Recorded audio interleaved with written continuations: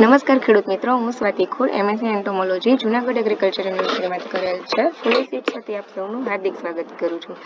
હવે આપણે આગળના વિડીયોમાં ઉનાળુ અડદની ઘણી બધી આપણે માહિતી મેળવી કે કઈ રીતે એનું વાવેતર કરવું જોઈએ, બીજ દર શું રાખવો જોઈએ, ટૂંકમાં પિયત વ્યવસ્થાપનથી લઈને નિંદામણ નાશક તરીકેની વાત કરી. તો હવે આપણે વાત કરીએ કે ઉનાળા અડદની ખેતીની અંદર આપણને ખ્યાલ જ છે કે રોગ જીવાતનો પ્રશ્ન રહેતો હોય છે.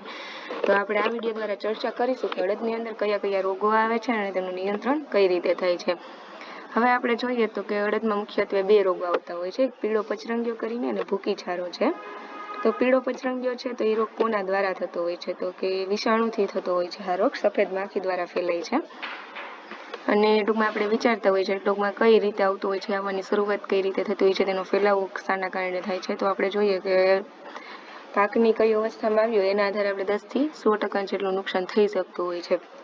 હવે જો આ રોગ છે એ ફ્લાવરિંગ અવસ્થાએ આવ્યો તો શું થાય કે ફ્લાવરિંગ કરી જાય તો આપણને કેટલું નુકસાન થઈ શકવાની સંભાવના વધી જાય છે. આ રીતે આપણે જો શરૂઆતની અવસ્થામાં મોટાભાગે જોવા મળતો હોય છે.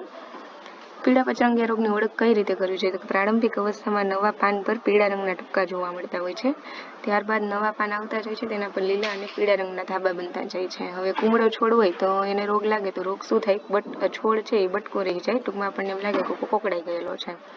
હવે રોગ લાગેલ છોડ પર સિંગો ઓછી બેસે છે અને દાણા પોચા બેસે છે. તો આપણે જોઈ શકીએ છીએ આ ફોટોગ્રાફ દ્વારા કે પીળો પચરંગીયો રોગ કેવો દેખાતો હોય છે ખેતરની અંદર.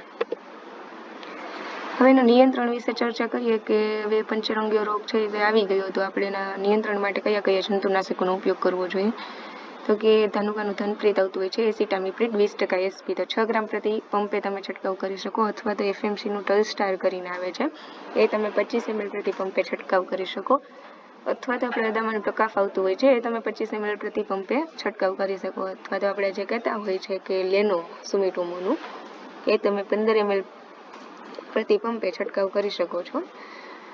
હવે આપણે વાત કરીએ કે મહત્વનો બીજો રોગ છે ભૂકી છારો. તો કે ભૂકી છારો છે ઇર્સિફી પોલિગોની નામની ફૂગથી થતો હોય છે.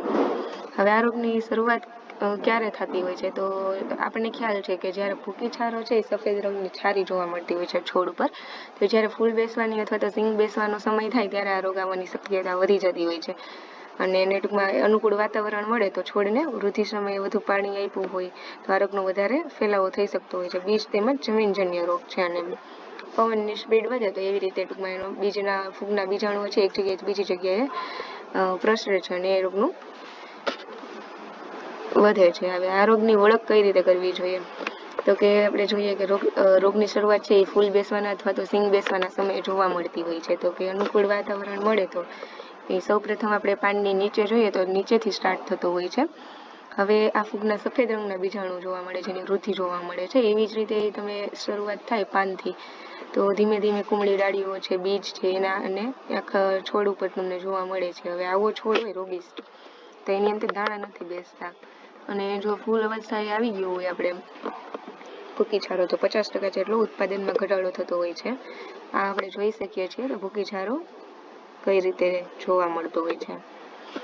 આ રોગનું નિયંત્રણ કઈ રીતે કરવું જોઈએ, તો આપણને માર્કેટની અંદર ઘણા બધા ટેકનિકલ મળતા હોય છે. તો સારું ટેકનિકલ કયું છે, સારું ટૂંકમાં એક્ઝેક્ટ આપણે કેવું કે એક્ઝેક્ટ ડોઝ આપીએ એક્ઝેક્ટ રોગને તો આપણને સારું એવું રિઝલ્ટ મળતું હોય છે. તો આપણે સુમિટોમોનું હારું કરીને આવે છે ટેબુ સલ્ફર કરીને, એ 50 ગ્રામ પ્રતિ પંપે તમે છંટકાવ કરી શકો, અથવા તો યુપીએલનો સાફ પાવડર આવતો હોય છે એ તમે 30 ગ્રામ પ્રતિ પંપે છંટકાવ કરી શકો, અથવા તો આપણે ટાટા રાલીઝનું કોન્ટા પ્લસ આવે છે એ તમે 30 ml પ્રતિ પંપે છંટકાવ કરી શકો તો સારું એવું નિયંત્રણ થઈ શકે છે. અને આપણે વીઘે મહત્તમ 4 પંપ કરવાની ભલામણ કરીએ છીએ. એની સાથે આપણે સ્ટીકર કે ગુંદરિયાનો ઉપયોગ કરવો જોઈએ જેથી કરીને સારા એવા પ્રમાણમાં નિયંત્રણ થઈ શકે.